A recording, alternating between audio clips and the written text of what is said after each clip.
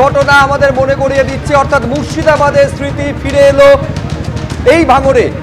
মুর্শিদাবাদে যে ছবি দেখা গেছিল জঙ্গিপুরে এসডিপিওর গাড়িকে জ্বালিয়ে দেওয়া হয়েছিল, সেই ছবি এবার ভাঙরের সোনপুরে দেখা যাচ্ছে, যেখানে পুলিশের যে প্রিজন ভ্যান তাকে উল্টে দেওয়া হয়েছে, ভাঙচুর করা হয়েছে, যথেচ্ছ ভাঙচুর করা হয়েছে, 5টি বাইকে আগুন ধরিয়ে দেওয়া হয়েছে। গত শুক্রবার যে ছবি ধরা পড়েছিল মুর্শিদাবাদের জঙ্গিপুরের ওমরপুরে, সেই ছবি ধরা পড়ছে দক্ষিণ 24 পরগনার ভাঙরের সোনপুরে। সেই ওয়াকফ বিক্ষোভ, সংশোধিত ওয়াকফ আইনের বিরুদ্ধে প্রতিবাদ, যে প্রতিবাদ একেবারে এইরকম ধ্বংসাত্মক চেহারা নিচ্ছে। প্রশ্ন হচ্ছে এইখানে বাসন্তী এক্সপ্রেসওয়েতে যখন বিক্ষোভ দেখাচ্ছিলেন আইএসএফ এর কর্মী সমর্থকেরা, গার্ড রেল দিয়ে ঘিরে দেওয়া ছিল, দফায় দফায় প্রচুর পুলিশ বাহিনী সেখানে মোতায়েন করা হয়, পুলিশের সংখ্যা বাড়ানো হয়, লাঠি চার্জ করে তাদের সরিয়ে দেয় পুলিশ। অর্থাৎ পুলিশের ব্যাপক ডিপ্লয়মেন্ট সত্ত্বেও এই ঘটনা ঘটলো কিভাবে, যেখানে পুলিশের উপস্থিতি রয়েছে, প্রচুর পরিমাণে পুলিশের উপস্থিতি রয়েছে, তার মধ্যে দুষ্কৃতীরা এই ঘটনা ঘটানোর সাহস পেল কি করে, যেখানে পরপর 5টা বাইকে জ্বালিয়ে দেওয়া হলো, পুলিশের যে প্রিজন ভ্যান তাকে ভেঙে চুরে তছনছ করে দেওয়া হলো।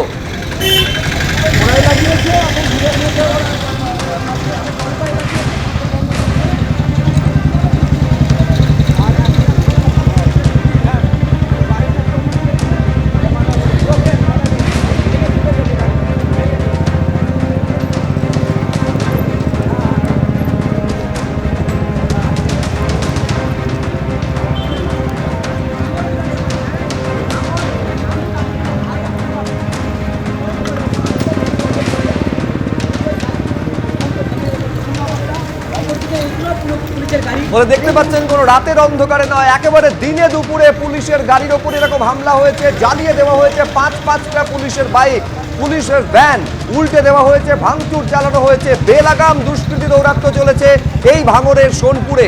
আপনারা জানেন যে সকাল 10টা থেকে কার্যত অবরুদ্ধ হয়েছিল বাসন্তী এক্সপ্রেসওয়ে।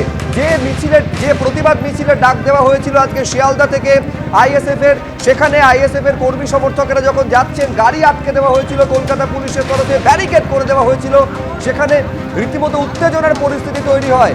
ব্যাপক ডিপ্লয়মেন্ট ছিল পুলিশের, লাঠি চার্জ করে তাদের পুলিশ সরিয়ে দেয়। অর্থাৎ পুলিশের উপস্থিতি থাকা সত্ত্বেও এই রকম ঘটনা ঘটলো কি করে, এটাই সব থেকে বড় প্রশ্ন।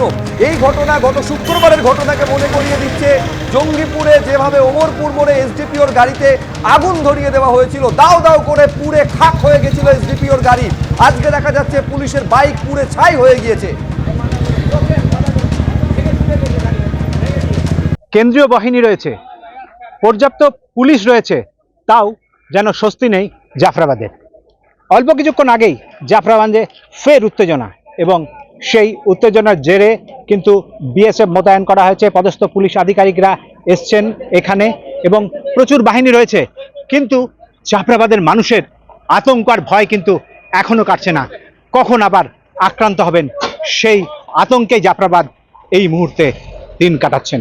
ক্যামেরায় অনির্বাণ রাজ্যের সঙ্গে রাজীব চৌধুরী, এবিএন মুর্শিদাবাদ।